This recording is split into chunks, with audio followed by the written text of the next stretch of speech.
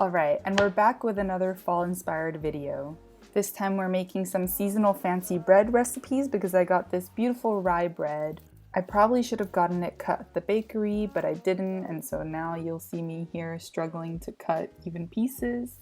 A lot of crumbs later, you'll have these beautiful slices, but you could use toast as well. So our first seasonal recipe is also the easiest. It's this fig and yogurt bread, and it's so creamy and delicious. All you'll need is some bread, some figs. I use these overripe ones because they're sweeter. You'll just need to cut off the top and then slice them up. I choose not to peel the skin. I know that some people don't like to eat the skin, so just peel it off if you don't want to, but it is totally edible and adds a little more texture. So figs definitely have a really mild taste that you kind of have to get used to. I think the texture is also kind of strange for people who eat it the first time, but it pairs so well with sweet dishes, savory dishes, baked, cooked. It's really fun to experiment with figs, especially when they're in season. And once you're done slicing the figs, it's time to assemble the toast.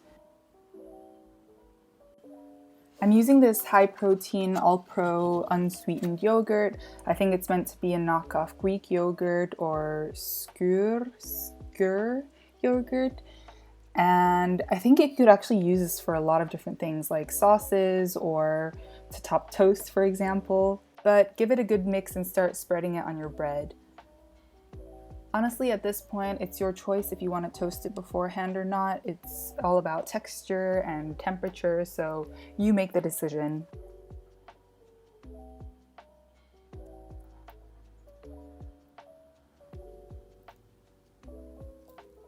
And go ahead and start layering the sliced figs on there. This dish is not only healthy and nutritious, it's also aesthetically pleasing, so you're feeding your eyes and your stomach. I like to add some maple syrup on top because the yogurt is unsweetened. And for extra fat and protein, I put some hemp seeds on top. I think desiccated coconut would also work really well with this.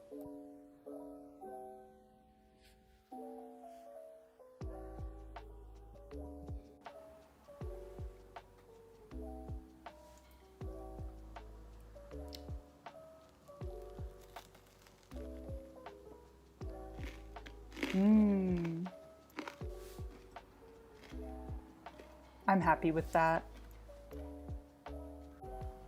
Fall is also apple season, and this stewed apple bread is so hearty and perfect for cold mornings. Obviously, you'll need to grab some apples. Feel free to make more stewed apple because you can always use it later on to put on oatmeal or to put on more toast. So this is actually a really great recipe to make ahead of time and just to keep in your fridge. But at the same time, it only takes 10 minutes to whip up, so you could totally make it fresh as well. So just chop up the apples into small cubes or as small as you want it to be. The smaller they're cut, the faster they'll cook. So if you're running out of time, you can also blend them up in the food processor and they'll definitely make it cook way faster.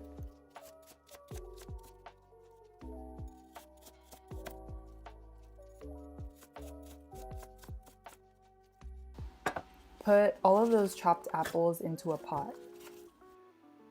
When it's on the stove, put a tiny splash of water into the pot to kind of cover the bottom.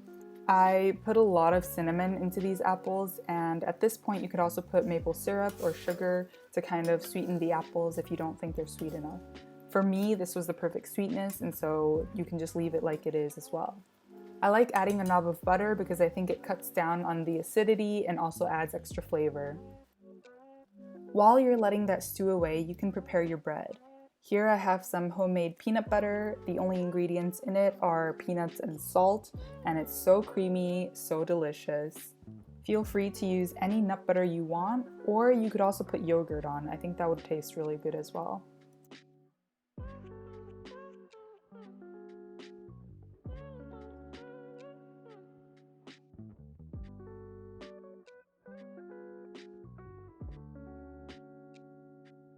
By the time I was done spreading the peanut butter, I looked over and the apples were pretty much done. They were soft and kind of cooked down. Obviously, you can cook them down even more to make them even more stewed, but for me, this was enough. If there's still a little bit of liquid left in the pan, make sure to drain that off before putting on your toast because nobody wants soggy bread.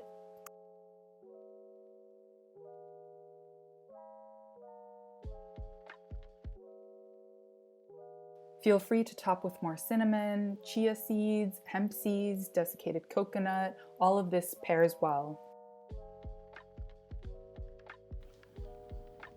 Now, after all that sweetness, I think something savory would do good. This is my fall twist on some avocado toast. During the fall, I always have some cooked frozen pumpkin in my freezer, so I pulled some of that out and tried to loosen some chunks out and microwave them.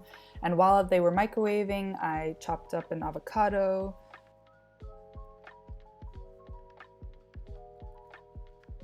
All right, moment of truth. And it's almost perfect.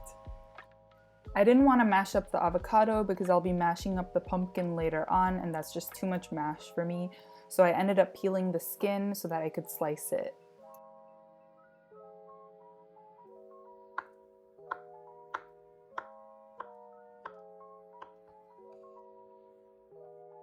The pumpkin only took around 2 minutes to warm up, so I took it out of the microwave and began mashing.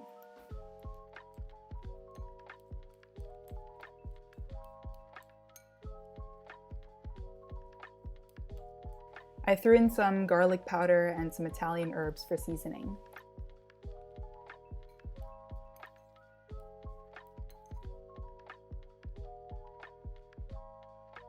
Now all you have to do is put some pumpkin on top of the bread, spread it out evenly. I would definitely recommend toasting the bread in this recipe because the extra crunch just adds a lot. Otherwise, everything will just be too soft.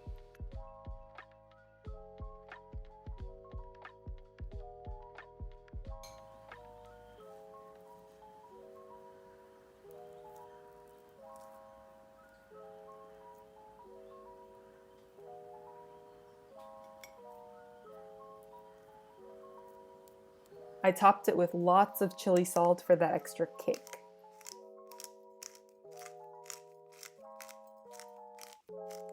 This is already 2 of your 5 a day for breakfast, so I think that this is a great mix-up from the regular avocado toast, and you're using seasonal ingredients, so that's a win-win. Each of these 3 toast recipes are super delicious, nutritious, seasonal, cheap, easy to whip up. In less than 15 minutes, you can have these amazing toast recipes, and I hope you enjoy them as much as I did. Guten Appetit!